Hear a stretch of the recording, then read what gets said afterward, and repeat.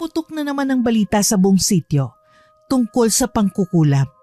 Meron na naman kasing nabiktima ngayon sa bukid. Aligagang tinakbo ng 22 anyos na si Baroy ang maputik na daan papunta sa bahay nila ng Mang Isko, ang 67 anyos niyang lolo at isa sa mga kilalang albularyo sa sityo. Napag-utusan kasi ang binata na tawagin ng kanyang lolo dahil nga sa mayroong magpapagamot sa bukid kung saan siya nagtatrabaho bilang magsasaka. Kaya pagkakita pa lang niya sa bubungan ng payak nilang bahay ay napatawag kaagad si Baroy. Lolo Isko! Lolo Isko! Napalingon kaagad ang matangkad at ubaning matanda. Nagsisiga kasi ito sa paniniwalang pantaboy daw yun ng masasamang elemento, lalo na kapag hapon. Ano ba yan tagsisigaw ka dyan, Baroy? Para kang timang. Hapong-hapo ka pa kakatakbo mo. Lolo, madali po kayo sa bukid. Ano nga ba kasi yon? May nangyari po sa bukid, Lolo. Si Kuya Pikoy po kasi. Ano nga meron kay Pikoy? Ituloy-tuloy mo nga pagkukwento mo, Apo. Babatukan kita dyan eh. Humugot muna ng malalim na hininga ang binata para mas maayos siyang makapagsalita. Si Kuya Pikoy po, biglang nanakitan niya tapos suka ng suka. Kulay itim pong sinusuka niya eh. Namimilipit sa sakit. Tapos sabi niya, may nadidinig daw po siyang bumubulong sa tenga niya. Parang tinatawanan siya. Pagkasabing yun ni Baroy, ay tumigil sa pagsisiga ang matandang Ginoo. Bilisan mo, Apo. Paikuha ang buntal, pati yung kabalyas ko. Nakasabit yun sa likod ng pinto. Buntal? Kabalyas? Ay sus ko pong batang to. Yung dayami kong sombrero pati yung bag. Bilisan mo ng kumilos, Baroy. Pagkasabing yun na matandang Ginoo, ay saka to dumiretso sa maliit niyang dampa na nasa loob lang din ng bakuran. Sinunod naman kaagad ng binatang inuutos ng kanyang lolo. Ito na po, Lo. Pagbalik ni Mang Isko, ay may dala na siyang ilang kagamitan na nilagay rin kaagad sa bag. Pagsuot niya ng dayaming sombrero, ay sabay na sila ni Baroy na lumabas ng bakuran at dali-daling nagtungo sa bukid. Pagdating sa bahay kubong nasa gitna ng palayan, ay naabutan ng maglolong 6 na kataong nakatingin lang kay Pikoy na nakahandusay sa sahig. Putlang-putla ang Ginoo at naghuhumiyaw sa sobrang sakit ng nararamdaman mula sa kanyang tiyan. Sinusundan niyo ng pagsuka ng kulay itim at mabahong bagay. Matapos dumuwal ng maraming beses, ay naglupasay na naman si Pikoy na parang bulating binudburan ng asin. Inipit niya ng 2 kamay ang tiyan sapagkat napakatindi ng nararamdaman niyang sakit. Ano bang ginagawa mo, Pikoy, bago ka makaranas ng ganyan? Dahil sa tindi ng sakit na nararamdaman, ay hindi na nakasagot ang biktima. Kaya naman si Baroy na ang nagpaliwanag sa kanyang lolo. Kanina lang, masaya pa kami nag-uusap habang nagtitingin-tingin sa palayan. Tapos pagdating dito, bigla raw pong nanakit ang tiyan niya eh. Tapos Lo, yun, tuloy-tuloy na. Suka na siya ng suka. Habang may nadidinig na boses, natawa ng tawa.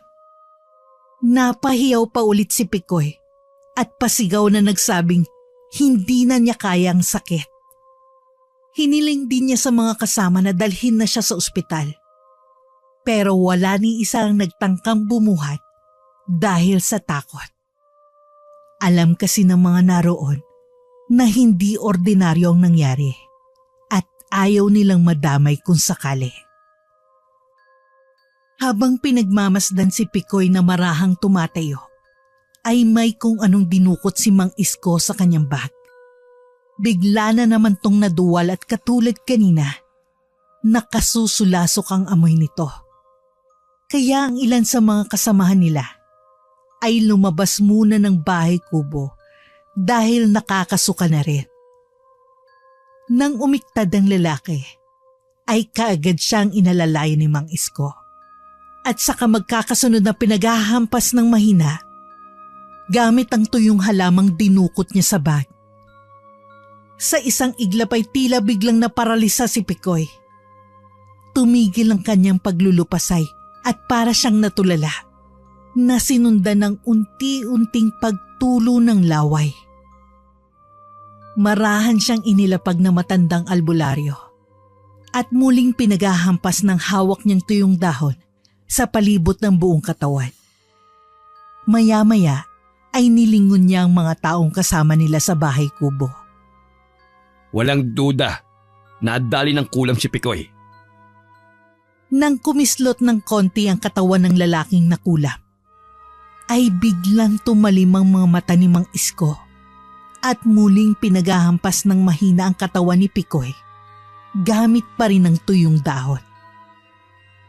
Manahimik ka na nagpapahirap kay Pikoy! Binabalaan na kita ngayon pa lamang. Kapag hindi ka tumigil sa pagpapahirap sa taong ito, ibabalik ko ng doble ang sakit na ito sa iyo! Nagulantang ang lahat nang makita nilang unti-unting nangungulubot ang balat ni Pikoy na parang tumatanda. Pagkatapos nun ay umangil to ng umangil na parang inaalihan ng masamang espiritu. Aba! Ayaw mo talagang umalis? Ayaw mong lubayan si Pikoy, ha? Talagang nagmamatigas ka? May kinuhang matandang lalaki sa pag na isang klase ng langis. Kumuha siya ng kaunti at kiniskis to sa palad niya. Pagkatapos ay sa kanya nilagay sa pisngi. Dahilan para makaramdam ng tila matinding pagkapaso ang kung sino man nagpapahirap kay Pikoy. Walang hiya ka! Alis na ako!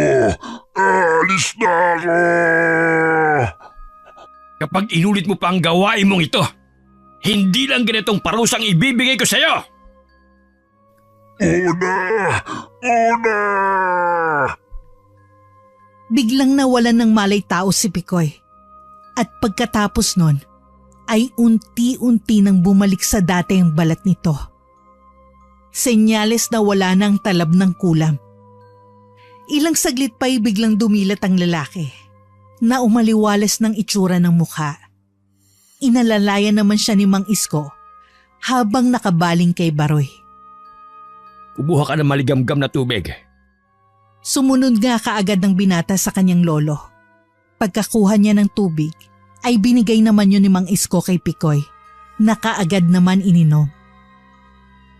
Umiwas ka sa pag-iis sa bakuran na may bakuran para hindi ka nadadali ng mga mangkukulam. Alam nyo na, marami-raming mangkukulam dito sa sityo. Kaya dapat huwag kayong masyadong gagawa ng hindi maganda. Mabuti na lang hindi ganun kalakas ang kulam na binigay sa'yo. Dahil kung nagkataon, baka ma-hospital ka talaga nang wala sa oras. Nagpasalamat ng husto si Pikoy dahil sa tulong na ginawad sa kanya ni Mang Isko. Namanghari ng mga nakakita. Dahil kahit kailan talaga, ay maaasahan ng ubaning Ginoo pagdating sa ganoong bagay. Dahil sa nangyari, ay pansamantalang itinigil ng mga mambubukid ang pagtatrabaho. Napanatag na rin ang lahat dahil sa nailigtas si Pikoy laban sa kapahamakan. Habang pauwi ang maglolo, ay nagkaroon pa sila ng pag-uusap patungkol sa nangyari. Hinahangaan kasi ng gusto ni Baroy ang kanyang lolo. Kahit pa mawala na ang buhay niya sa syudad. Nagtitiis siya sa probinsya sapagkat gusto rin niyang matutunan ng panggagamot at pagtulong sa kapwa nang walang hinihinging kahit anong kapalit. Ang husay-husay niyo talaga kahit kailan, Lo. Sana matutunan ko rin kagad ang mga yun. Matututunan mo rin yun. Pero sa tamang panahon, huwag mong biglayin ang sarili mo, Baroy. Dahil ako man din matagal bago natuto. Sa susunod, kapag natutunan mo na yon, hindi mo na ako kailangang tawagin pa kapag may mga ganong pangyayari. Oo nga po Kaya magpa-practice ako na magpa-practice, Lo. Para maging kasing husay nyo. Oo, pag-igihan mo. Pero mahusay din ang ginawa mo kanina. Mabuti na lang at tumakbo ka na mabilis at nakarating tayo kaagad. Dahil kung nahuli tayong pagdating, malamang naging kritikal ang lagay ni Pikoy. Maswerte siya. Saglit silang napahinto dahil hindi na malaya ng maglolo na nasa tapat na sila ng bahay. Pagbukas ng matandang lalaki sa kawayang gate, ay muli siyang nagsalita. Kung hindi siya papalarin, maaari siyang mamatay. Parang tumigil ang mundo ni Baroy pagkarinig ng sinabi ni Mang Isko. Literal na natigilan ng binata at pinagmasdan na lang ang kanyang lolo na naglalakad papasok ng bahay. Pagkalaon ay napatingala siya at pinagmasdan ng mga bituin sa kalangitan na unti-unting naglalabasan. Balang araw, magiging katulad mo rin ako, Lolo. Kaya pagsisikapan ko. Matapos yung sabihin, ay patakbo siyang sumunod sa ubaning matanda papasok sa loob ng bahay. Habang nag-aasikaso ng para sa hapunan nila, ay marami pa silang napag-usapang mga bagay-bagay hanggang sa saglit na magpaalam si Mang Isko sa kanya. Saan kayo pupunta, Lo? Malapit na po tayong kumain. Paluto na puting tinola. Saglit lang ako. Kung nagugutom ka, mauna ka nang kumain. Kahit wag mo na akong hintayin. Okay po. Sinundan niya hanggang sa pinto ang matandang Ginoo. Kaya nakita niyang isang matangkad na masguladong lalaki na nakatayo sa tapat ng kanilang bakuran. Semi-kalbong buhok nito. Matalim kung makatingin. Matangos ang ilong at pangahin. Nanliit ang mga mata niya habang pinagmamasdan ng nasabing lalaki. Iba kasi ang kutob niya sa taong yon. At nang makalabas na si Mang Isko, ay nagsimula na rin maglakad paabante ang nasabing lalaki na sinundan ng kanyang lolo. Sino kaya yun? Ang angas ko makatingin eh. Parang akala mo, mangangain ng tao. Naantala na siya dahil matapos marinig ang pagkulo ng nilulutong tinola. Ay, oo nga pala. Yung niluluto ko, anak ng tinola. Nang maluto na ang tinola, ay naghintay ng higit kalahating oras si Baroy sa kanyang lolo. Pero hindi pa rin to dumating. Kaya naman katulad ng bilin nito kanina, nauna na nga siya maghapunan. Naparami ang kain ng binatang kulot. Dahil sa sarap ng sabaw ng tinola maging ang karne nito. Bihira lang kasi silang kumain ng karne, kaya nakailang balik din siya. Buti na lang talaga. Nagbigay si Kuya Pikoy ng kinatay nilang manok. Buti lang din, pinilit niya kasi ayaw tanggapin ni Lolo Isko kanina. Ako, sawang-sawa na ako sa mga gulay-gulay. Buti na lang talaga. Nagpahinga lang saglit si Baroy bago ligpitin at hugasan ng mga pinagkainan. Nang matapos na, ay hinintay pa rin niya si Mang Isko sa tapat ng kanilang bahay, habang nagpapatugtog gamit ang niluluma na niyang gitara. Bukod sa mga damit, ito lang ang kaisa-isang dinala na galing sa bahay nila sa syudad. Nang makaramdam na ng antok, ay nagpasya na siyang matulog. Nakasanayan na nilang maglolo na natutulog kahit nakabukas ang mga bintana at pintuan ng bahay. Nasa pinakadulo ang bahay nila maglolo, kaya walang nagagawi sa kanila kung hindi sasadyain. Habang nakahiga sa kanyang papag, ay napaisip bigla si Baroy patungkol sa maraming bagay.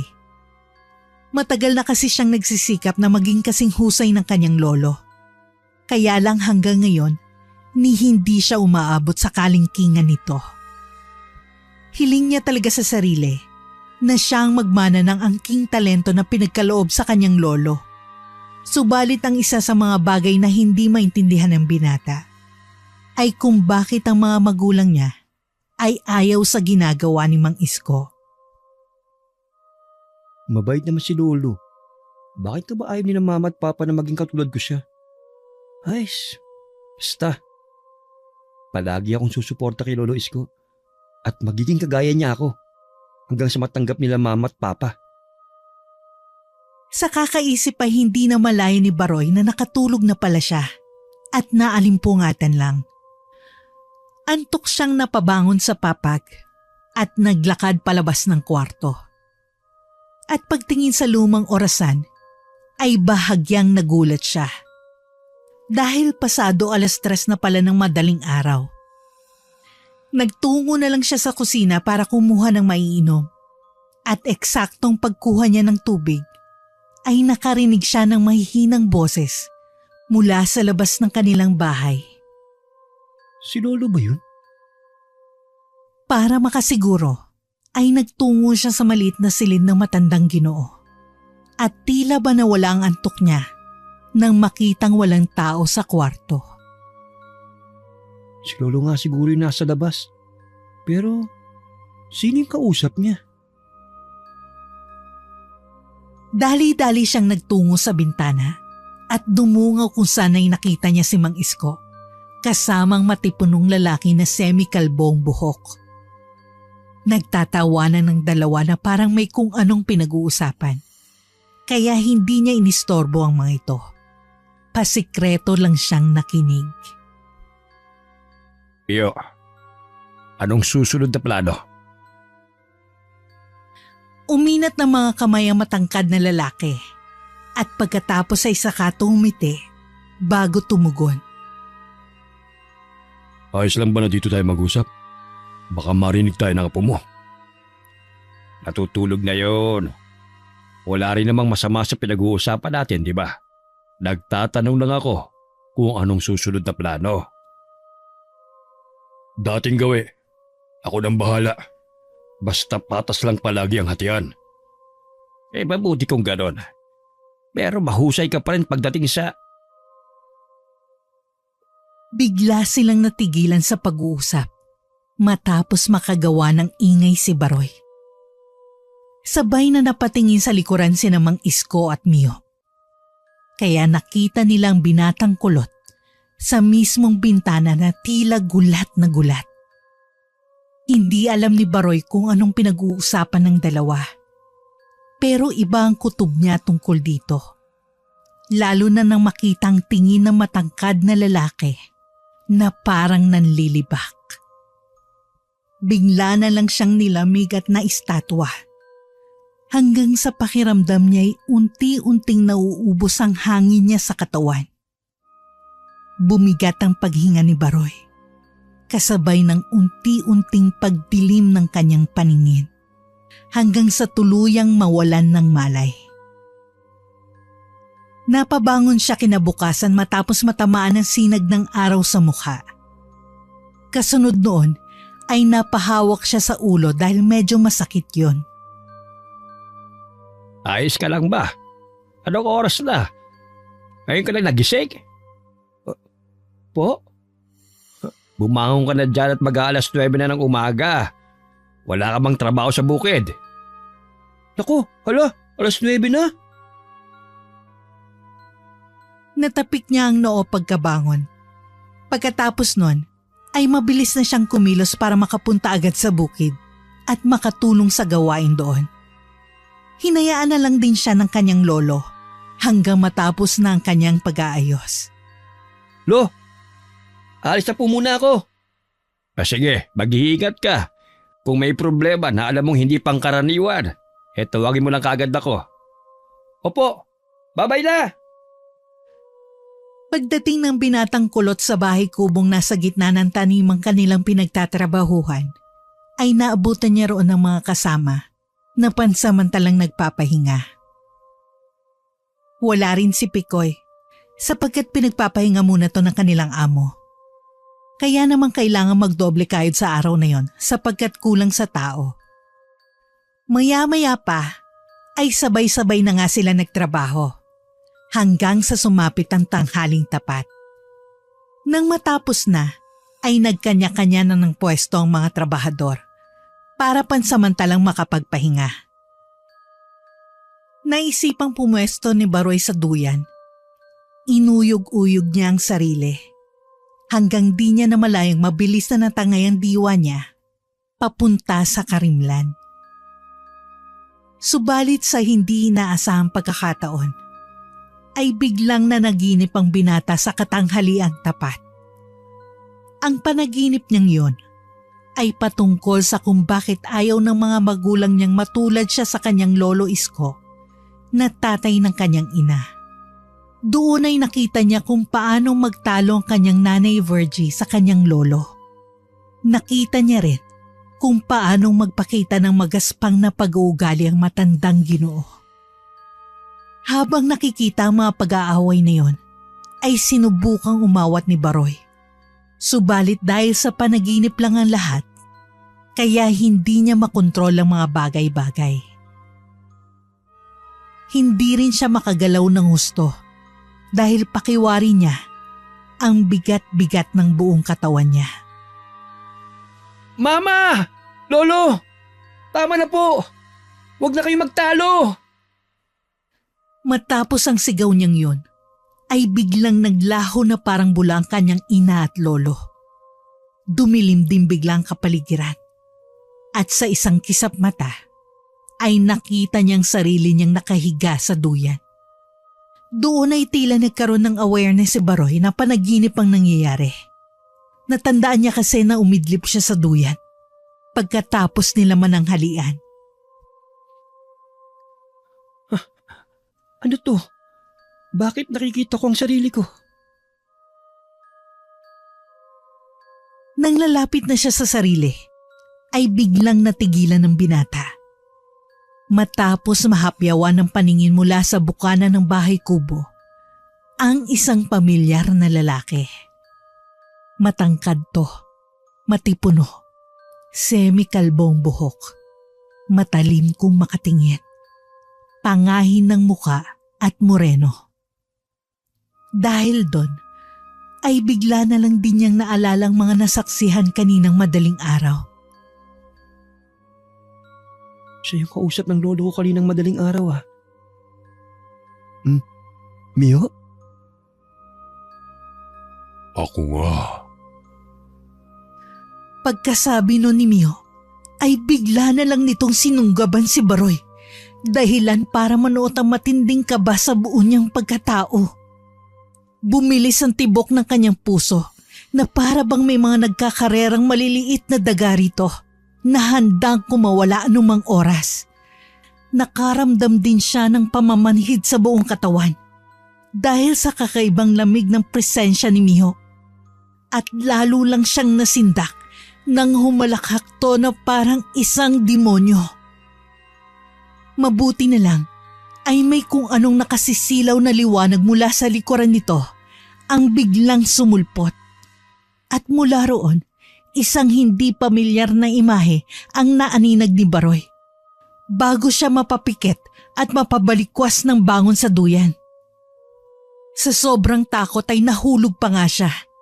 Dahilan din para magising ang iba pa niyang kasamahan sa bahay kubo. At sa halip na mainis dahil sa pang-iistorbo niya, ay nagtawanan lang ang lahat matapos siyang makitang lumagpak sa lupa. Sinadya ko talaga yun mga ungas para magising kayo. Tara na, eksakto, 1:00 na rin pala. Nagpatuloy na nga ang lahat sa pagtatrabaho sa bukid. At dahil sa sobrang pagkaabala, ay hindi na nila napansin ang mabilis na pagsapit ng oras. Pasado 5:00 ng hapon, naglakad na pauwi ng bahay si Baroy. Pero naisipan niyang dumaan muna saglit sa bahay ni Clara. Ilang araw na kasi niyang hindi nakikita ang dalaga. Habang tinatahak ang daan papunta sa nasabing bahay, ay hindi sinasadyang makita ni Baroy si Kuya Picoy, na halatang kagagaling lang sa may tindahan dahil sa bitbit nitong supot. Natuwa siya sa pagkakita sa Ginoo dahil mukhang mabuti na talagang pakiramdam nito. Kuya Picoy, uy, kumusta? Okay na ba? Ang sabi ng mga kasama natin sa bukid, nagpapahinga ka raw, kaya nagulat ako. Hindi na niya naituloy ang sasabihin sapagkat pagkakita sa kanya ng lalaki ay napayoko ditong bigla at nag-iba ng daan na halatang halata ang pag-iwas sa kanya. Anong problema nun? Umiiwas ba siya sa akin? Napakunot noo habang napapakamot kilay ang binata, pero hindi na lang niya masyadong pinagtuunan yun ng pansin. sapagkat nagmamadali na siya sa paglalakad papunta sa bahay ni na Clara. Pasadong pagdilim ng kalangitan ay nakarating na nga si Baroy sa bahay ng dalaga. At tulad ng inaasahan niya, nagsasalansan na si Clara ng mga handicraft na pamilya nila mismo ang may gawa. Uy, Baroy, napadaan ka. Galing ka sa bukid? Oo, medyo maaga pa kaya dumaan muna ako rito sa inyo. Wala rin naman akong gagawin sa bahay eh. Nandiyan ba si Manang Felicia mo? Naku, wala si Lola. Nagpunta kasi sila ni nanay dun sa kabilang bayan. Baka gabihin na yun uwi.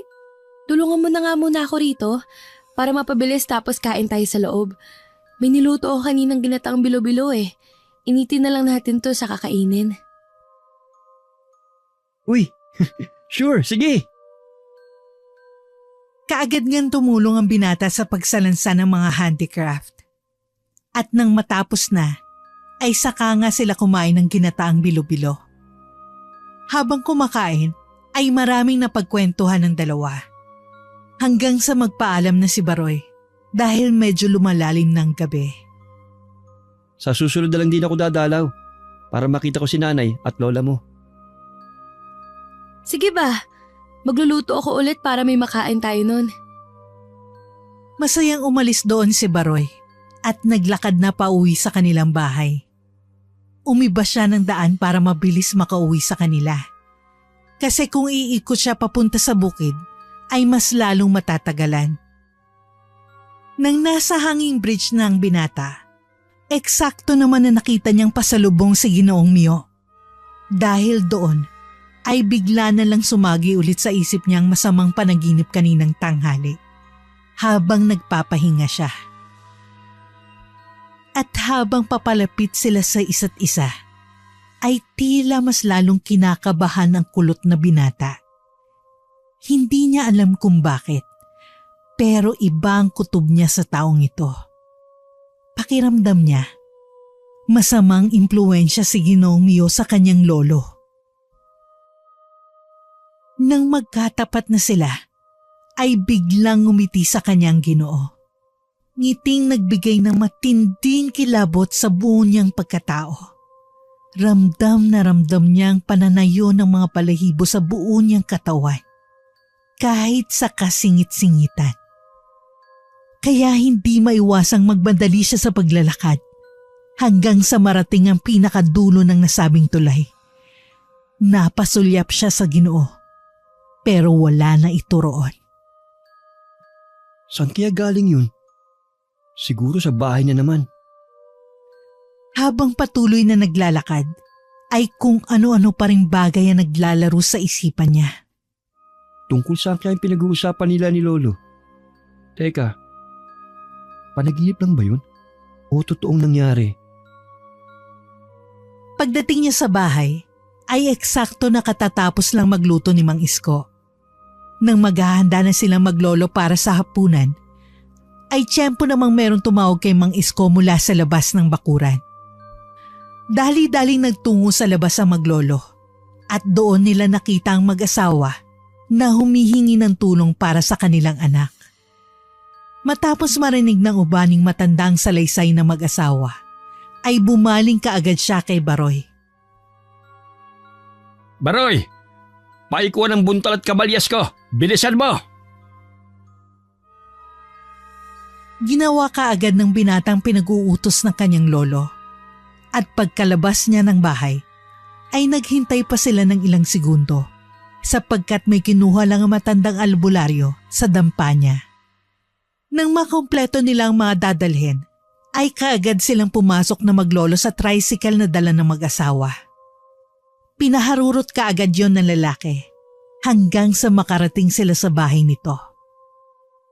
Wala nang inaksayang oras ang maglolo. Pagpasok nila sa bahay ay naabutan na nga nila ang anak ng mag-asawa na tila ba inaalihan ng masamang espiritu. Nakaramdam ng takot si Baroy pero hindi niya yung pinahalata. Sugat-sugat ang katawan ng batang lalaki at parang nangungulubot ang mukha nito, katulad ng nangyari kay Pikoy kahapon. Mabilis na dinukot ni Mang Isko ang tuyong dahon sa kanyang bag. Pagkatapos ay hinampas niya kaagad sa bata, na biglang naparalisa at natumba. Mabuti na lang din at nakaalalay si Baroy sa likuran ng batang lalaki. Maya-maya pa ay nagsagawa na ang albularyo ng ilang mga dasal, kasunod ng paghampas-hampas ng tuyong dahon na hawak niya. Magiging okay na ang anak niyo. Kitang-kita ang tuwa sa mata ng mag-asawa matapos yung sabihin ng albularyo, na nagpatuloy pa sa ilang orasyon bago unti-unting lumabas ang resulta. Mabilis na nasolusyonan ang problema na tila walang kahirap-hirap. Kaya naman mas lalong namangha si Baroy sa kanyang lolo. Ang galing mo talaga, Lolo Isko. Kaya sa'yo ko eh. Ngumiti lang si Mang Isko at pagkatapos ay hinatid na sila ng tricycle pauwi ng bahay. Pagkatapos noon ay kumain lang ang maglolo at nagpahinga na ulit. Pasado 3:00 ng madaling araw, sa hindi malamang kadahilanan, ay naalimpungatan na naman si Baroy. Wala sana siyang balak bumangon sa papag. Ang kaso lang, may bulungan na naman siyang narinig mula sa labas ng bahay. Doon niya biglang naalala si Mang Isko at si Mio. Nandito na naman yung lalaking yun. Pagtayo ay sumagi rin sa isip niya ang nangyari nung nakaraan, na matapos niyang marinig ang mga nag-uusap ay parang hindi siya nakahinga. Siguradong may kabalbalang ginagawang Mikoy na yun. Dinadamay niya pa ang lolo ko. Naging maingat na siya at sinigurong hindi na makikita pa. Pumwesto siya sa isang sulok at pinakinggan ang pinag-uusapan ng dalawa. Bakit gustong-gusto mo rito tayo nag-uusap? Baka mamaya makita na naman tayo ng apo mo. Huwag mong intindihin yon. Kaya mo namang gawa ng paraan kung sakaling maulit. Baka sa susunod, mapatay ko ng apo mo nang di sinasadya. Nanlaki ang mga mata ni Baroy pagkarinig sa sinabing yun na matangkad na lalaki. Mabuti na lang ay natutop niya ang bibig bago pa mapasigaw sa pagkagulat. Siya nga pala. Kumusta yung biktima ko kanina? Ayos ba? Nagamot ko na kaagad. Bukas ko na yung kukulitin. Kasi pinagtutuunan ko ng pansin si Pekoy. Mas malaki-laking perang hinihiling ko sa kanya. Hindi niya yung pwedeng tanggihan. Takot lang niya na bumalik yung kulam mo sa kanya. Parang nabingi naman si Baroy sa kanyang mga narinig at nalaman. Hindi nga siya sigurado kung totoo ba ang nangyayaring yun o guni-guni niya lang. Mas mainam siguro kung sa ibang lugar na muna tayo gagawa ng pagkakapirahan. Mamaya makahalata ng mga tao Huwag ka masyadong mag-alala. Dati ko na itong ginagawa sa lugar na ito bago pa kita nakilala, Mio. Paano ko naman nakakasiguro na hindi magsasalita ang mga taong yon? Albularyo ko. Madali lang manipulahin ang takot ng tao. Simple lang. Sinabi ko lang sa kanila na alam ko mga kinikilos nila. Dahil meron akong laman lupa o kahit anong elemento na nagbabantay. Sa isang maling galaw, siguradong mamamatay sila. Baka naman mapaghinalaan tayo niyan. Masyado ka namang kabado, Mio. Ang kailangan lang nating gawin, magturo ng ibang sisisihin kapag nakakalata ng mga tao. Hindi sa kinakabahan ako. Sadyang naniniguro lang. Ang tanong kung sakaling magkaroon ng aberya, meron ka bang pwedeng ituro maliban sa atin dalawa? Napaismid ang matandang ubanin bago lingunin ng kausap. Sa dami ng magandang bagay na ginawa ko rito sa mga taga-sityo, kahit na sinong ituro ko, paniniwalaan nila nang walang pagdududa. Mahusay ka rin talaga no? Siyempre, hindi naman ako magtatagal sa ganitong larangan kung pipitsuging albularyo lang ako. Matapos magkamayan ay nagtawanan ng dalawa. Habang ang binatang kulot na nakarinig sa kanilang usapan ay tila hindi pa rin makapaniwala. Tahimik na lang na napatakbo si Baroy sa kanyang silid at nahiga habang nakatakip ang mukha sa unan. Kahit nakapikit na siya, ay nakikita pa rin niyang senaryo ng usapan ng kanyang lolo at ng lalaking kausap nito. Paulit-ulit tong nagre-ritmo sa utak niya na parang sirang plaka. Hindi niya sukat akalain na ganun kasama si Mang Isko, na tinitingala pa naman niya ng husto. Palagi niyang sinasabi sa sarili na gusto niyang maging katulad ng matandang albularyo. Subalit ngayong nadiskubre na niyang ginagawa nito, ay hindi na niya alam kung ano magiging stand niya. Hindi na malaya ng binatang kulot na napaluhan na lang siya sa parehong sama ng loob, galit at takot. Doon lang din nagkaroon ng kahulugan ng mga panaginip niya. May ibig sabihin pala ang lahat ng iyon. Sana palaginip lang ang lahat ng to. Sinikap niyang ibalik ang pagtulog kaya lang ay hindi na nangyari. Pasado 4:30, bumangon na siya para mag-ayos ng sarili. Naligo, nagluto, saka nag-almusal muna siya.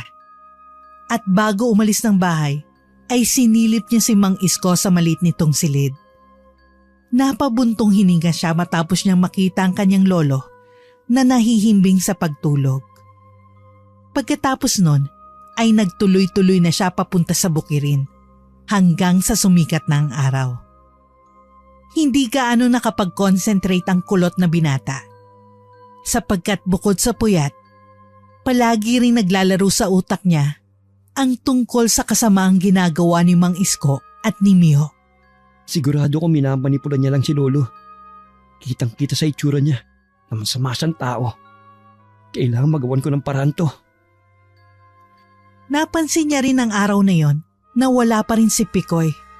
Kaya naman pagsapit ng 12:00, matapos mananghalian, ay nagdesisyon siyang puntahan ang bahay nito. Kailangan matanong ko si Kuya Picoy tungkol sa kung anong hinihiling sa kanya ni Lolo. Siguradong yun ang dahilan kung bakit siya umiiwas sa akin kahapon. Pagkakita sa kanya ng lalaki, ay hindi siya nito pinansin na nakakapagtaka. Sapagkat hindi naman ganun kalamig noon ang pakikitungo nito sa kanya. Nagpatuloy lang si Picoy sa paglalagari, kaya hindi na nakatiis ang binatang kulot. Pumasok na siya sa bakuran kahit walang pahintulot. Kuya Picoy, bakit parang ilag na ilag ka sa akin? May kinalaman ba to sa hinihiling sa'yo ni Lolo Isko? Biglang tumigil ang lalaki sa paglalagari. Pero makalipas lang ang ilang segundo, ay nagpatuloy ito sabay sabing, "Umalis ka na, Baroy, please lang." At habang sinasabi yon, halata sa mukha ni Picoy ang labis na pagdaramdam. Dahilan para mas lalong magpursige si Baroy na alamin ang katotohanan. Lumapit siya at hinawakan ng kahoy pati ang lagari. Pagkatapos ay tinignan niya ito ng mata sa mata. Kuya Picoy, please naman po. Sabihin niyo sa akin kung anong problema. Nakikiusap po ako sa inyo. Ano po yung bagay na hinihiling sa inyo ni Lolo Isko? Napabuntong hininga na lang ang kausap niya bago alisin ang kanyang mga kamay. At tatalikod na sana to nang biglang nanikluhod si Baroy. Kuya Picoy, pakiusap naman. Sabihin mo sa akin kung ano man ang kinakatakot mo. Maniwala po kayo sa akin. Hindi ko kayo pababayaan. Matagal sila nagkatitigan at tila nilamon ng katahimikan. Subalit sa huli ay wala na rin nagawa si Picoy kundi isiwalat lahat kay Baroy sapagkat alam niyang mangungulit ito ng mangungulit. Nang marinig ng binatang kulot na gustong kamkamin ng kanyang lolong lupa ni Picoy ay hindi niya alam ang mararamdaman. Ayon pa sa salaysay nito, Nagbanta raw si Mang Isko na kapag hindi binigay ang kanyang gusto sa loob ng 1 linggo, ay ibabalik niyang ginawang kulam ng doble at mas malala. Kapag naman ibinunyag niya ang usapan nilang yun, ay siguradong mapapahamak hindi lang siya, kundi ang buo niyang pamilya. Dahil sa mga nalamang yun, ay mas lalong nadismaya si Baroy. Pero hindi pa rin nawawala ang hinala niya. Nang may kagagawan kung bakit nagkaganon ang kanyang lolo, ay walang iba kundi si Mio. Kaya nangako siya sa kausap na gagawin ng lahat ng makakaya niya para makatulong. Kuya Pikoy, pangako, gagawin ko ang lahat para matulungan ka. Hindi man halata, pero nag-aaral na rin po ako katulad ng ginagawa ni Lolo. Hindi pa man ako ganun kabihasa, pero alam ko may maitutulong ako. Matapos ang ilang saglit pang pag-uusap nila ni Pikoy, ay nagpa siya nang umuwi si Baroy. Sa totoo lang, para pa rin siyang lutang dahil sa mga nalaman. Hindi niya alam kung paano makikipag-usap sa lolo niya tungkol sa bagay na yun at kung paano niya to mapipigilan. Napakamot ulo na lang siya sa inis dahil hindi pa rin siya makapaniwala na makakagawa ng ganun si Mang Isko. Paano na to ngayon? Nangako pa naman ako kay Kuya Pikoy. Naantala na siya sapagkat mula sa hindi kalayuan ay meron mga taong nagsusumikaw. Sinundan niya kaagad ang ingay hanggang sa mapadaan siya sa tindahan ng buko sa kanilang lugar. Nakita niya ang ilang mga tao na nagkukumpulan at nagsisigawan, kaya kaagad din siyang nakiusyoso. At ganun na lang ang gulat niya na makita si Lolo Isko na kaharap si Ginang Lani. Nahalatang hirap na hirap sa kalagayan nito. Naroon din si Mio na nakatayo lang at nakaantabay sa mga nangyayari. Kaya naman hindi naging komportable ang binatang kulot. Nagsusumigaw ang Ginang sa tindi ng sakit ng tiyan at pagkatapos ay saka siya sumuka. Kulay itim yun at mabaho na kapareho ng nangyari kay Kuya Pikoy. Naalarma ang lahat ng nakakita. Habang si Baroy ay tahimik lang na nakatingin kay Mio at sa kanyang lolo. Pagkakita sa kanya ng ubaning matanda, ay kaagad siyang tinapik nito. Padali ka, Baroy. Tulungan mo kong buhatin siya sa loob ng bahay nila. Opo, Lo. Napabuhat na lang ang binatang kulot katulong ang ibang kalalakihang nandoon. Nang nasa loob na sila ng bahay ni Ginang Lani, ay hindi na pinayagan ni Mang Isko na pumasok ang ibang tao maliban sa kaanak ng biktima. Naroon din si Mio, kaya hindi pa rin naging komportable ang lagay ni Baroy. Nang maihiga na nila sa kamang babaeng magbubuko, ay muli na naman bumulwak ang suka nito. Kaya umalingasaw ang mabahong amoy sa buong silid. Nag-iyakan na tataranta ang mga kaanak ni Ginang Lani at nakiusap ito kay Mang Isko na iligtas ang babae. Narinig pa ni Baroy ang sinabi ng anak na ibibigay niya ang lahat. Mapagaling lang kung ano man ang dumapo rito. Nang mapalingon ng kulot na binata sa kanyang lolo at sa matangkad na lalaki, ay natutop na lang niyang bibig matapos makita ang mga ngiti nitong tila may kung anong pakahulugan. Pagkatapos nun ay kaagad nagsagawa ng panggagamot si Mang Isko. Habang nakaantabay sa mga pangyayari, hindi alam ni Baroy kung paniniwalaan pa ba niya ang mga ginagawa ng kanyang lolo.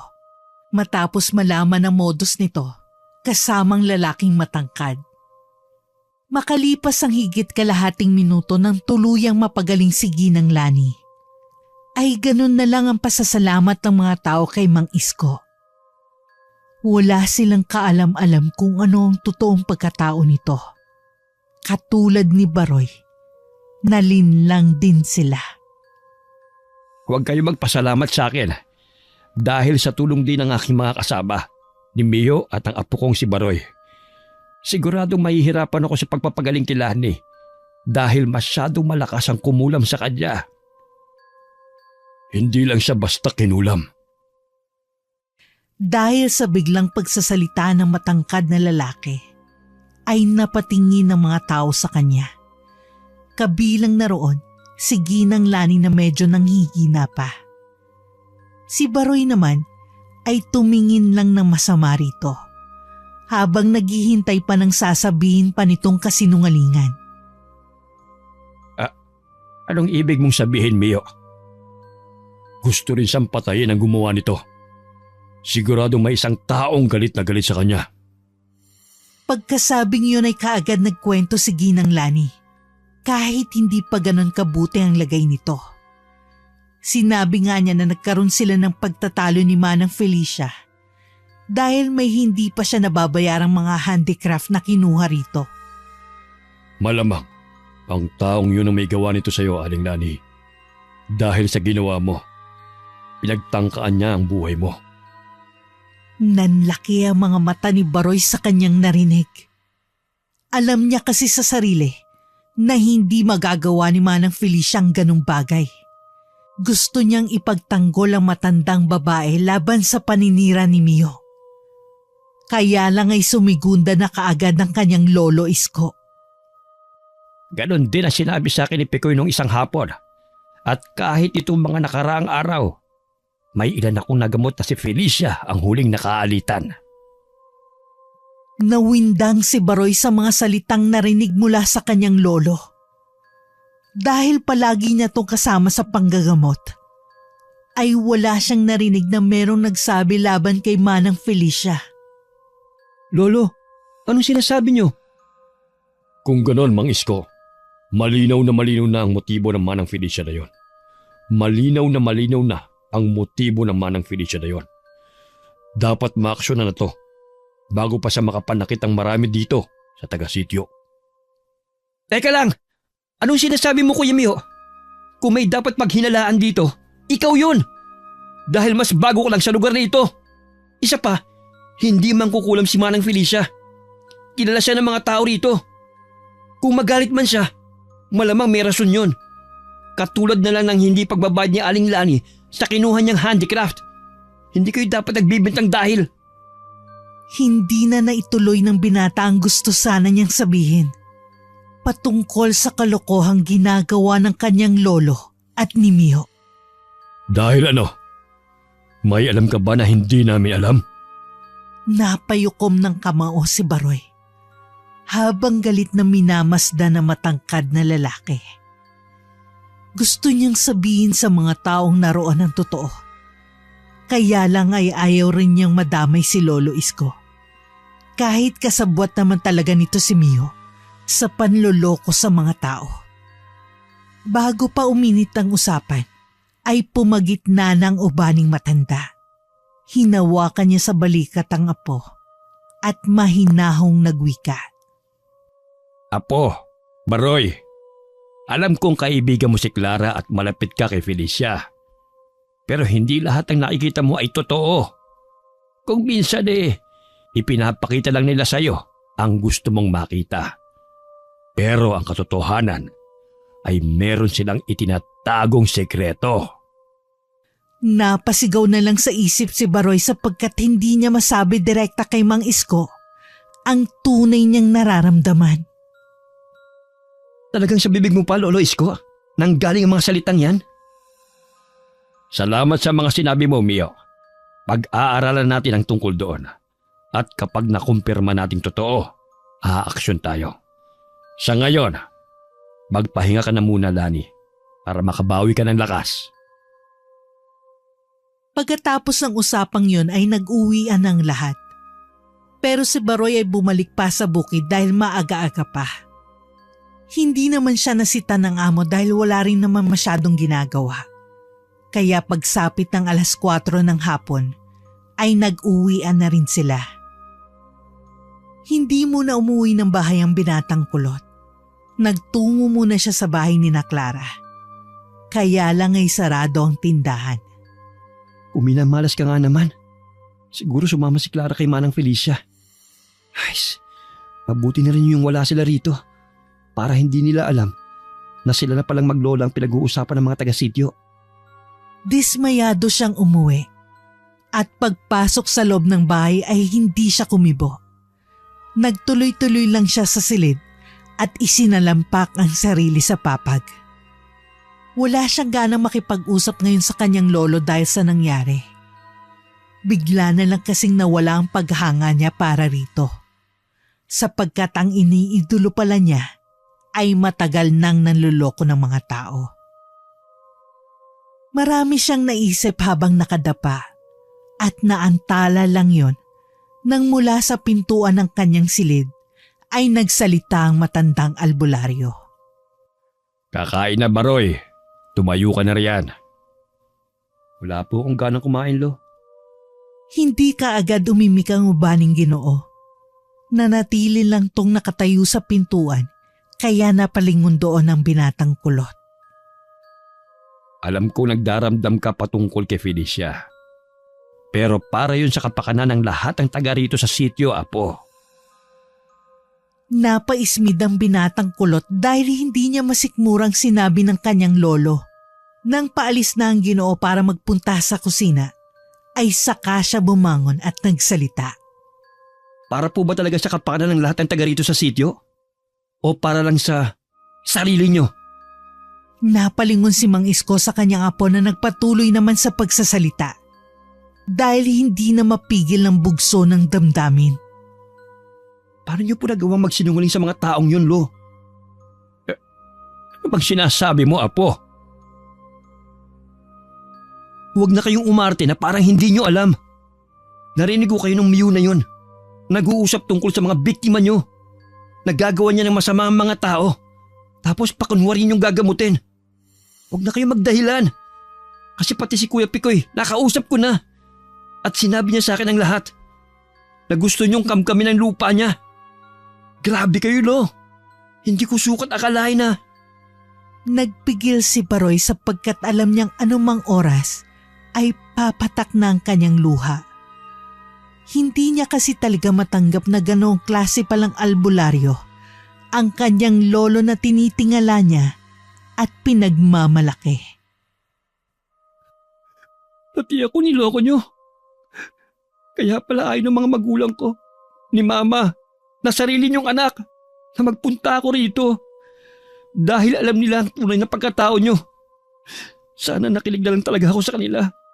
At hindi ako nagpauto sa inyo. Tumigil ka! Tumigil ka na! Hindi ko hahayaang bastusin mo ko sa sarili kong pamamahay. Apo lang kita. At wala kang alam sa totoo kong dahilan. Bumabawi lang ako sa mga ginawa ng mga taga-sityo sa akin noon. Sa lola mo! Hindi mo alam ang bagay na yon. Kahit ang nanay mo. Kaya wala kayong karapatang husgahan ako.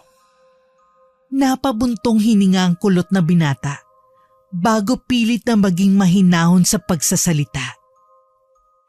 Hindi ko na po kailangang husgahan pa kayo, Lo. Kayo po ang nakakalam kung sino kayo. Mahal na mahal ko kayo, Lolo Isko. Pero mali po ang ginagawa nyo. At alam nyo rin po yun sa sarili nyo. Hinahayaan yung bulagin kayo ng miyo na yon. Lumayas ka na ritong damuho ka! Bago pa ako makagawa ng hindi maganda at malimutan kong apo kita! Dahil sa mga narinig, ay parang nadurog ang puso ni Baroy. Hindi niya inasahan na maririnig ang mga ganong salita mula mismo sa bibig ni Mang Isko. Tuluyan nang bumagsak ang kanyang luha at hindi na niya pinigil pa ang bagay na iyon. Pagkalaon ay marahan siya naglakad palabas ng bahay, kung saan nakita niya sa gilid ng kahoy nilang gate na nakatayo si Mio. Nakangiti ito habang nagbabato ng nakakalokong tingin. Sinamaan niya muna to ng tingin bago magsalita. Babawiin ko sa yung lolo ko! Nagdire-diretso na siya ng lakad hanggang sa makarating sa tulay. At nang nasa kalagitnaan na, ay napasulyap siya sa likuran sapagkat umuga ng bahagya ang tulay. Doon ay nakita niya si Mio na nakangiti at mukhang merong masamang pinaplano.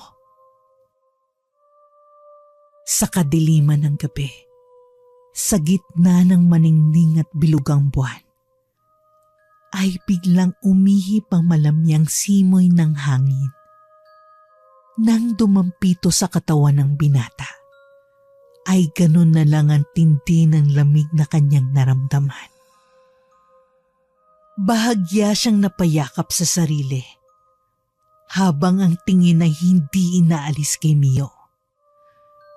Pagkatapos nun, ay pilit niyang nilabanan ng takot na nararamdaman. Inalis niya ang pagkakayakap sa sarili at lakas loob na nagsalita. Anong kailangan mo? Bakit mo ako sinusundan? Gagawan mo rin ako ng masama, katulad ng iba mong biktima. Ngumiti lang ang matangkad na lalaki. Subalit ang mga tingin nito ay mas lalong tumalim. Pero kahit na nakakaramdam na ng pangangatog ng tuhod, ay nagpakatatag pa rin si Baroy. Hindi ako natatakot sa'yo! Talaga ba? Umamba ng pagsugod ang matangkad na lalaki habang nakangiti at nakatitig ng matalim. Dahilan para mapaatras si Baroy. Pagkadakay napahalakhak ito na parang isang demonyo. Kasabay ang muling pag-ihip ng hangin na lalong nagbigay kilabot sa katauhan ng binatang kulot. Nang tumigil si Mio sa pagtawa, ay biglang sumeryosong mukha nito.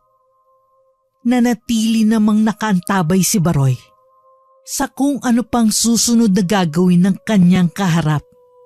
Hindi mo na mababawi ang lolo mo sa mga kamay ko. Pagkatapos ng mga katagang yon, ay tumalikod na to't naglakad palayo.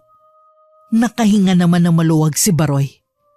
Gusto niyang bumalik sa bahay ni Mang Isko, kaya lang napangunahan siya ng takot.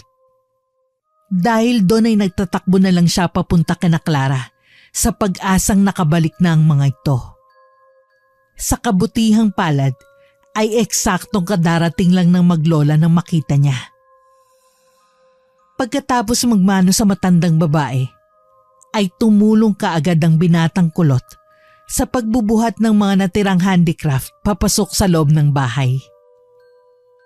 Nang maayos na nila ang lahat, ay saka sila nagtipon sa sala para doon mag-usap-usap. Medyo gabi na. Napadaan ka pa yata. Kumuha ka ng maiinom, Apo. May problema ang kaibigan mo. Kaagad na patingin ng dalaga kay Baroy. Nahalata sa hilat siya na mukha ang panlulumo. Hindi na muna umimik si Clara. Dali-dali na itong nagtungo sa kusina para magtimpla ng mainit na kape para sa kanyang kaibigan. Pagkakita ko pa lang sa'yo kanina, alam na alam ko nang meron kang dinadala dyan sa puso mo. Umaapaw ang aura ng kalungkutan sa'yo. Hindi pa man halos natatapos na matandang babaeng pagsasalita, ay napaluha na ng tahimik ang binata. Pinunas-punasan niya pa ang mata, kaya lang ay tuloy-tuloy din naman ang agos ng kanyang mga luha. Sige lang, hayaan mo lang yan na umagos ng umagos hanggang sa gumaan ang pakiramdam mo. Nandito lang ako at maghihintay. Makikinig ako kapag handa ka nang sabihin sa akin ang lahat ng bigat na nararamdaman mo dyan sa puso mo. Tumangutango lang si Baroy habang tahimik na umiiyak. At nang dumating si Clara tangan ng tasang may lamang kape, ay nagulat siya ng bahagyang makitang umiiyak ang kaibigan.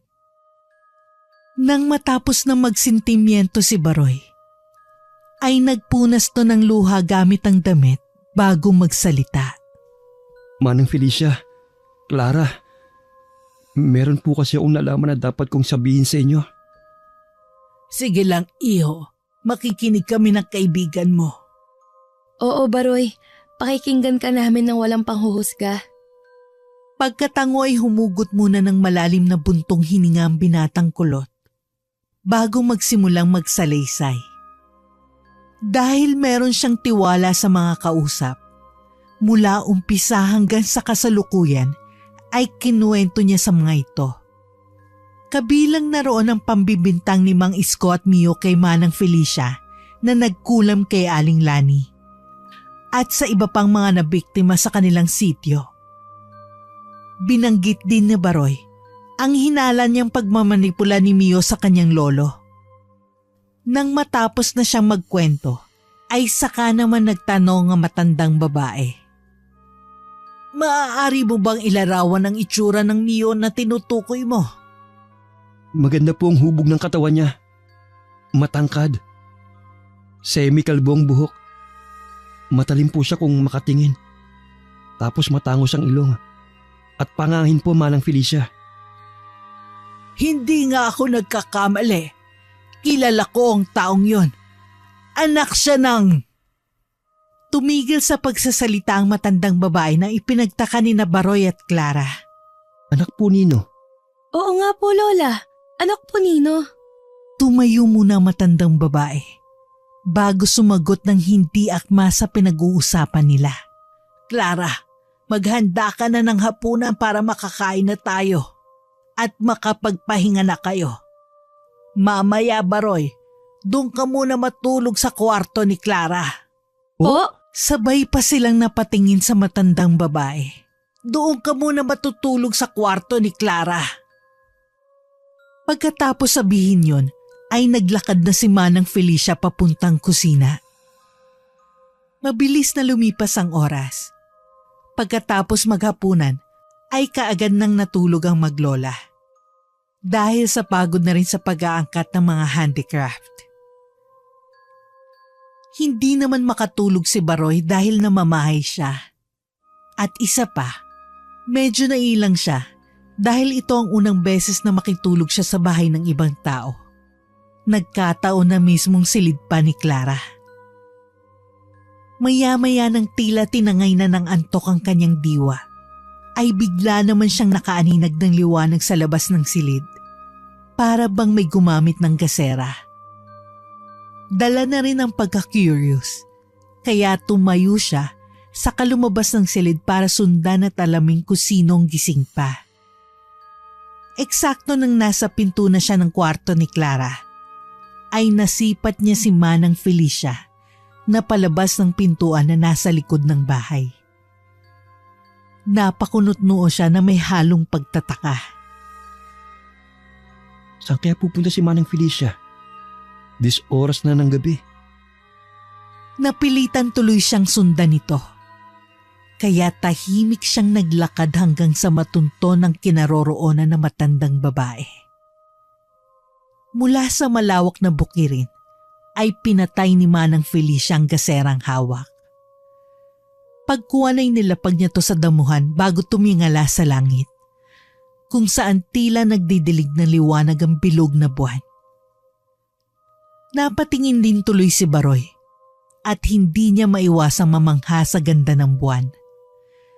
Pero napawi rin ang pagkamanghang yon nang biglang umihip ang malamig na simoy ng hangin. Nangilabot ang binata, kaya napayakap siya sa sarili. Pero hindi niya inaalis ang tingin kay Manang Felicia. Mas lumapit pa siya ng kaunti para masaksihan kung ano man ang gagawin nito. At ganun na lang ang gulat niya nang marinig ang mga sinabi ng matandang babae. Sa kabilugan ng buwan, ako'y nananawagan. Sa kabilugan ng buwan, ako'y nagsusumamo. Mga elemento mula sa lupa na nagbibigay buhay sa mga halaman. Mga elementong galing sa liwanag ng buwan na nagbibigay buhay sa mga nilalang na hindi nakikita ng pangkaraniwan. Ako ang inyong lingkod. Nagpapakumbaba sa inyong harapan. Inilalapit at tinudulog ang isang kahilingan. Diyos ng buwan, Diyos ng gabi, Diyos ng mga elemento. Ako'y nagsusumamong panawagan ko'y dinggin. Laking gulat ng binatang kulot sapagkat tila ba umaalingaw-ngaw ang boses ng matandang babae sa buong kapaligiran. Sinundan pa yon ng biglaang pag-iiba ng ihip ng hangin. Nakaramdam siya ng kilabot na ngayon lang niya naramdaman sa buong buhay niya. Unti-unting nagtayuan ang mga balahibo niya sa katawan.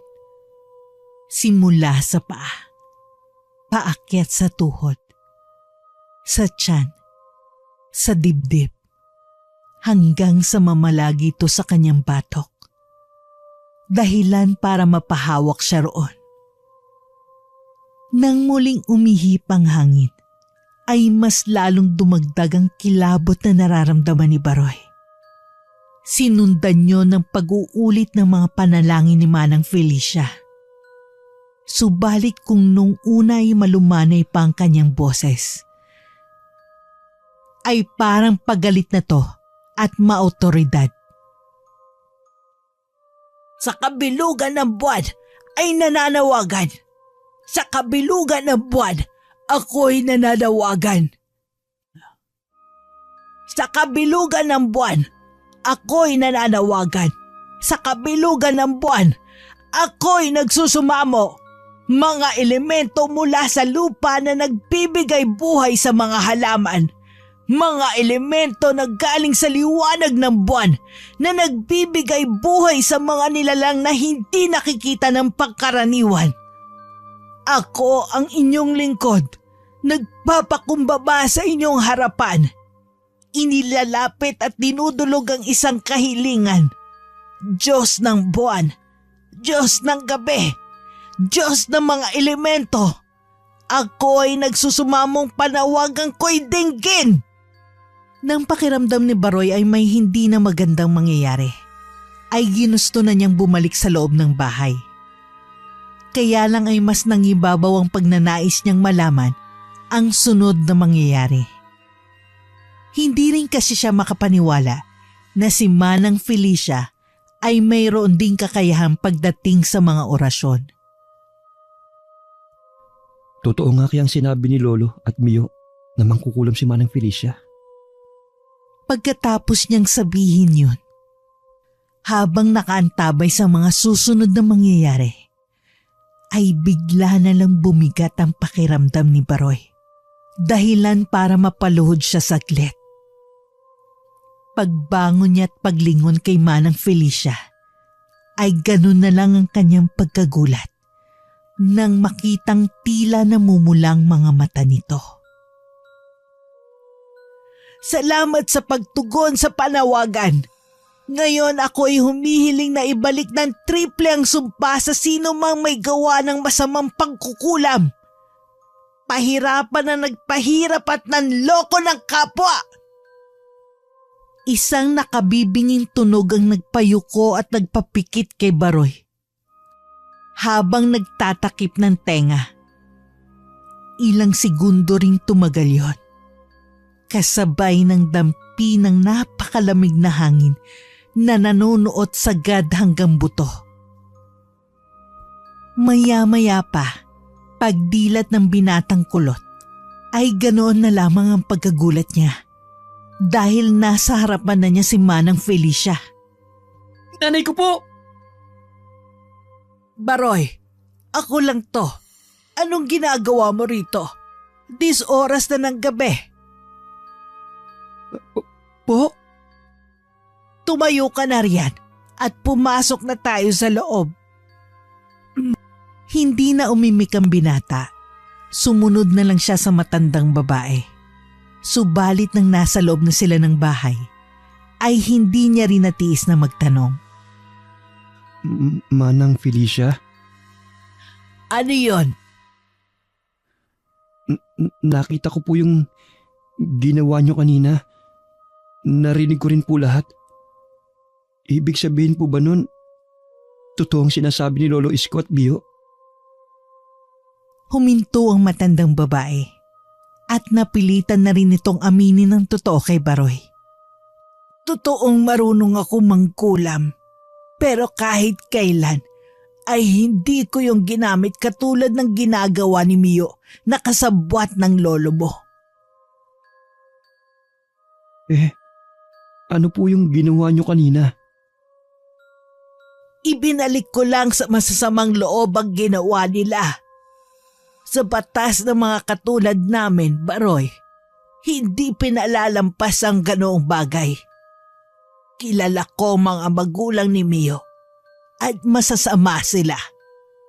Nagkataon lang na nadawit si Isko. Dahil na rin sa galit niya na ginawa sa kanya noon ng mga taga-sityo. Alam kong hanggang ngayon, hindi pa rin nalilimutan ni Isko ang tungkol doon. Ano pong mangyayari kay Lolo Isko? Ikinalulungkot kong sabihin, iho, pero walang pinipili ang karma. Pagkatapos ng mga narinig na yun ay wala nang sinayang na oras pa si Baroy. Lumabas siya kaagad ng bahay at tumakbo pa uwi sa bahay ng kanyang lolo. Nang nasa hanging bridge na, ay bigla siyang napahinto sapagkat nakita niya sa kabilang dulo si Mio na tila hirap na hirap ang kalagayan. Dahil sa pagdidilig na liwanag ng buwan, kaya mas naaninag niya ang nangyari sa lalaking mangkukulam. Natutop niya ang bibig dahil sa pandidiri. Nagnanaknak kasi ang buong katawan nito. May malalaking tila hole na sugat at ang iba'y nagpuputukan pa. Sa bawat pagputok ng mga yon, ay isang napakabahong amoy ang umaaningasaw. Gaganti ako! Aray! Hayop ka! Gagantihan kita kung sino ka man gumagawa nito! Aray! Tulong! Dahil sa pagkawalan ng balanse, ay nahulog ang matangkad na lalaki sa tulay. Gusto man tong tulungan ng binata, pero mas inalala niya si Mang Isko, kaya nagpatuloy siya hanggang sa makarating sa kanilang bahay. Lolo Isko! Lolo Isko! Nasaan ka? Pagkapasok sa loob ng bahay, ay dumiretso kaagad siya sa maliit na silid ng kanyang lolo. Subalit na alarma kaagad si Baroy nang makitang walang tao roon. Lolo Isko! Nasaan po kayo? Sumagot kayo! Nandito ako, Baroy. Kaagad tumakbo ang binatang kulot papunta sa banyo, kung saan naabutan niyang matandang lalaki na sumusuka ng kulay itim na likido na naglalabas ng mabahong amoy. Napatakip bibig si Baroy kasunod ang pag-alalay sa kanyang lolo. Lo, dadalhin ko po kayo sa manggagamot kay Manang Felicia. Tara na po, Lo. Tumayo na po kayo. Lakasan nyo at tibahin niyo po ang loob nyo. Ngumiti lang ang matandang albularyo na halatang nahihirapan sa kanyang kalagayan. Umiling-iling din to pagkalaon. Okay lang ako, Baroy. Hindi na kailangan. Patawad, Apo. Dahil alam kong nabigo kita. Noong nagkaroon ako ng pagkakataon na mas makagante sa mga taga-sityo dahil sa pagkamatay ng lola mo. Doon nawala ang pagiging totoong albularyo ko. Mas lalo yung nadagdagan nang dumating si Mio na pareho ko rin ang pakay. Ang makagante. Wala talagang may dudulot na maganda ang paghihigante. Umubo ng umubo ang matandang lalaki hanggang sa muli na naman tong sumuka ng mabahong itim na likido. Pagkatapos nun ay namutla ng pagmumukha ni Mang Isko hanggang sa mawalan na siya ng malay. Mabuti na lang ay naalalayan siya ni Baroy, kaya hindi nabagok ang kanyang ulo. Niyakap niya ng mahigpit ang matandang Ginoo habang umiiyak sa pag-aakalang wala na tong buhay. Subalit nang marinig niyang tibok ng puso nito, ay tila nabuhayan si Baroy. Mag-isa niyang hinatak si Mang Isko palabas ng banyo at nang maayos ng pwesto nito, ay saka siya huminga ng malalim. Kaya mo to, Baroy. May liligtas mo si Lolo. Kahit anong mangyari. Diyos ko po. Tulungan niyo po ako. Diyos ko, tulungan niyo po ako mapagaling ang lolo ko. Dahil palagi siyang kasama ni Mang Isko sa panggagamot, hindi niya na malayang natandaan pala niya lahat ng mga ginagawa nito. Inulit niya ang mga proseso hanggang sa magamot niya ang kanyang lolo. Nawala ang balik sumpa rito kaya tuwang-tuwa si Baroy nang magising si Mang Isko. Mukhang mas mahihigitan mo pa ako sa paggagamot. Mahigpit na yakap lang ang tinugon ng binatang kulot habang umiiyak. Makalipas ang ilang araw, inamin ni Mang Isko ang kanyang mga nagawa. Kaya maraming ang nagalit. Pero marami rin ang nagtanggol kabilang na sina Picoy at Ginang Lani. Hindi na rin nakita pa si Mio, maging ang katawan nitong nahulog sa hanging bridge. Maraming natutunan ng matandang albularyo sa kanyang apo, na siya rin nagbukas sa kanyang isipan na ang paghiganti sa kapwa ay mas lalo lang magpapahirap ng kalooban. Unti-unti ngang bumawi si Mang Isko sa mga taga-sityo, hanggang sa makalimutan na ng mga tao ang masama niyang ginawa, sapagkat natakpan na yon ng mas maraming kabutihan. Hindi rin nagtagal ay mismong si Baroy na ang nanggagamot. Naging daan din ang bagay na yon upang magkaayos ang kanilang pamilya. Apo, bakit hindi ka muna umuwi sa inyo para makapagbakasyon? Isama mo yung nililigawan mo, si Clara, para naman makilala sila ng mga magulang mo. Paano po kayo rito? Ako, wag mo kong alalahanin. Hindi na ako gagawa ng kalokohan.